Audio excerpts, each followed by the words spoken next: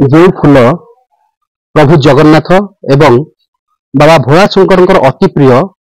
से फूल हूँ ब्रह्मकमल। यह क्वचित जगह देखा मिले तेबे एभली एक विरल फूल आज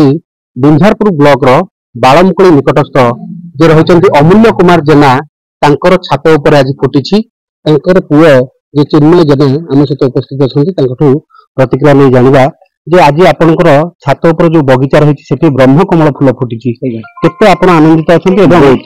कौन रहा ठाकुर पाखे फूल को लगी करेंगे कौन आप कि भाव में गछ आनी कौट आनी लगे ये तो गछ लगे विगत वर्ष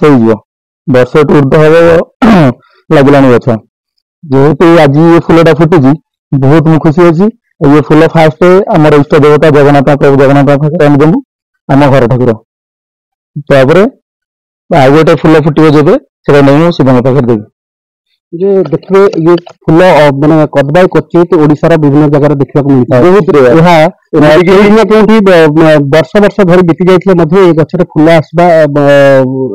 माने गोटे कहीपर निश्चित भाव में यह एक सौभाग्यर कथा कि आपंकर एक वर्ष मध्य गचर फूल आसी कि भाव कौटू आनी केमी लगे फूल यहाँ बहुत चेष्टा करमर गोटे पीसी घर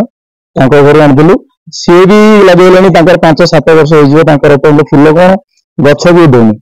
ना लोक भी 5-7 वर्ष लगी घर फूल आसनी आमर जहाँ तो खुशी लगे मो दीदी प्रचेषा जो आज ये फूल आम बाटे फुटी जाए। निश्चित भाव में जो फूलटी प्रभु जगन्नाथ अति प्रिय एवं महादेव अति प्रिय से फूल आज जेना बाड़ी में फुटी से बेस आनंदित अच्छा। Binjharpur Devprasad Sahu report MBC TV.